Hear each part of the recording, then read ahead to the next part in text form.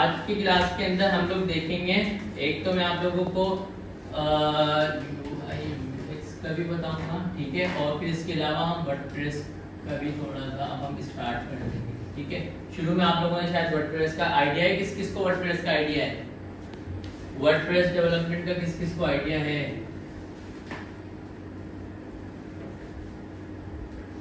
Word press کا کس کس کو ہے آئیڈیا؟ ورڈ پریس میں نے شروع میں پڑھایا تھا نا آپ لوگوں کو، ہے آئیڈیا کچھ؟ چلو جی ٹھیک ہے، پہلے ہم لوگ دیکھتے ہیں کہ ورڈ پریس، اچھا ورڈ پریس ہم لوگ اسٹارٹ کرنے جا رہے ہیں، ٹھیک ہے نا۔ آپ لوگ اسی مطلب کہ آپ لوگوں کا پیریڈ سے ورڈ پریس اسٹارٹ ہو جائے گا۔ ورڈ پریس دیکھو کیا ہوتا ہے، ورڈ پریس کے اوپر ہم لوگ کیا کرتے ہیں، ویب سائٹ ڈیولپمنٹ کرتے ہیں، ٹھیک ہے نا۔ اچھا ابھی ہم لوگ کسٹم کر رہے تھے، ٹھیک ہے، کسٹم وہ تو کرتے رہیں گے ہم لوگ، جو کہ ہم لوگ HTML CSS جاوا اسکرپٹ وغیرہ لگا کے کر رہے تھے کوڈنگ ووڈنگ۔ اچھا ورڈ پریس پہ کیا ہوتا ہے، یہ اس کے اندر جو ہے نا آپ لوگوں کے پاس بہت ساری چیزیں ایسی ہوتی ہیں، کمپوننٹس بنے ہوئے ہوتے ہیں جن کو آپ کیا کرتے ہو، اپنی ویب سائٹ کے لیے یوز کرتے ہو، ٹھیک ہے۔ تو اس کے لیے جو دو چیزیں ہوتی ہیں نا آپ کو وہ ضروری ہوتی ہیں لینا، ایک تو ہوتی ہے آپ کے پاس DNS، ٹھیک ہے۔ DNS کا مطلب ہوتا ہے ڈومین نیم سرور، ٹھیک ہے، اور دوسرا ہوتا ہے آپ کے پاس ہوسٹنگ، ٹھیک ہے۔ ڈومین نیم سرور، اب ڈومین نیم سرور کیا ہوتا ہے بھائی، ڈومین نیم سرور لیٹ سے آپ نے www.facebook.com، ٹھیک ہے، تو یہ جو ہے نا اسی طریقے سے یوٹیوب ہو گیا، اسی طریقے سے آپ کی اپنی کوئی بھی ویب سائٹ کا نام ہو گیا، ٹھیک ہے نا، .com ہو گیا، تو یہ جو نام ہے نا اس کو ہم کیا کہتے ہیں، ڈومین نیم سرور کہتے ہیں، ٹھیک ہے، سمجھ آ رہی ہے میری بات، ٹھیک ہے۔ اب آپ جب بھی کوئی ویب سائٹ بناتے ہو، ابھی تو آپ لوگ یہیں پر ہی کمپیوٹر کے اوپر بناتے ہو نا اپنے، اور اپنا لوکل سرور بنا لیتے ہو یہیں پر ہی، تو وہ صرف کس کو دکھائی دیتی ہے، آپ لوگوں کو دکھائی دیتی ہے، کیونکہ آپ لوگ اپنے ہی کمپیوٹر پہ بنا رہے ہو، اپنے ہی کمپیوٹر پہ کیا کر رہے ہو، سرور بھی بنا رہے ہو، ٹھیک ہے۔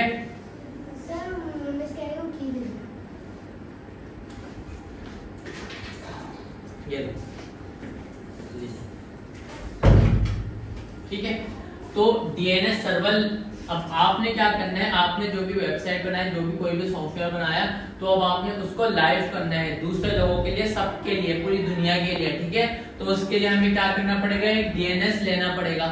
DNS کیا ہوگا، کوئی بھی ایک آپ کا یونیک نیم ہوگا، ٹھیک ہے، جو کہ میرا ڈیفرنٹ ہوگا، آپ کا ڈیفرنٹ ہوگا، آپ کا ڈیفرنٹ ہوگا، ٹھیک ہے، سب کا الگ الگ ہوگا DNS، ٹھیک ہے۔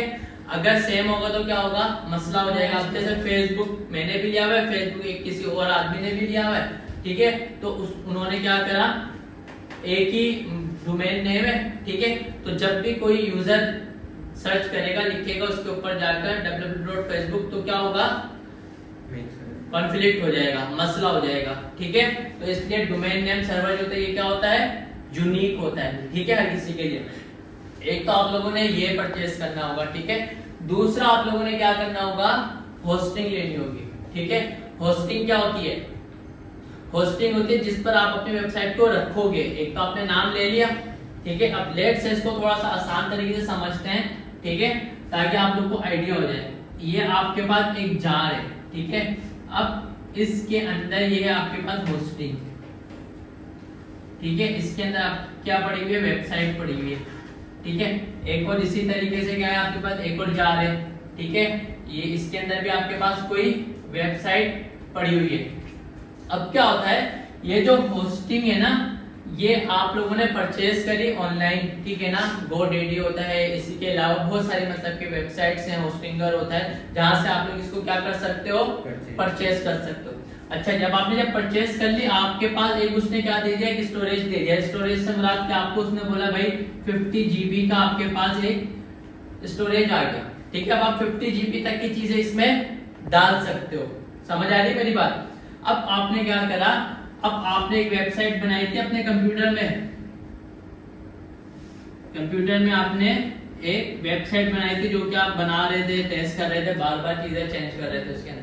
اب آپ نے اس ویب سائٹ کو کیا کرنا ہے، لائیو کرنا ہے، تو لائیو کرنے کے لیے آپ لوگوں نے جو ہوسٹنگ لی تھی نا اس کے اوپر کیا کر دو گے، اس کو اپلوڈ کر دو گے، تو اب یہ کیا ہوگا، اس کو پوری दुनिया देख सकती है। समझ रहे हो मेरी बात को? ठीक है, आपके पास जितनी भी वेबसाइट्स होती हैं तो ये इसी तरीके से क्या हुई भी होती हैं, होस्ट हुई भी होती हैं। अच्छा, अब आपने वहां तो डाल दी, लेकिन इसका कोई ना कोई नाम भी तो होना चाहिए जिससे यूजर इसको क्या करे, सर्च करे। तो वो क्या होता है, डोमेन नेम सर्वर होता है। ठीक है ना। अब आपने डीएनएस ले लिया, लेट से अब्दुल्ला ने अपनी एक वेबसाइट बनाई जिसका नाम रख दिया abdullah1.com के नाम से। ठीक है, अब कोई यूजर आता है, वो सर्च करता है, लिखता है www.abdullah1.com, तो इसके अंदर इसका उसको इसका क्या मिल गया, एड्रेस मिल गया। जब वो यहाँ पर आ जाएगा तो वो क्या कर सकेगा,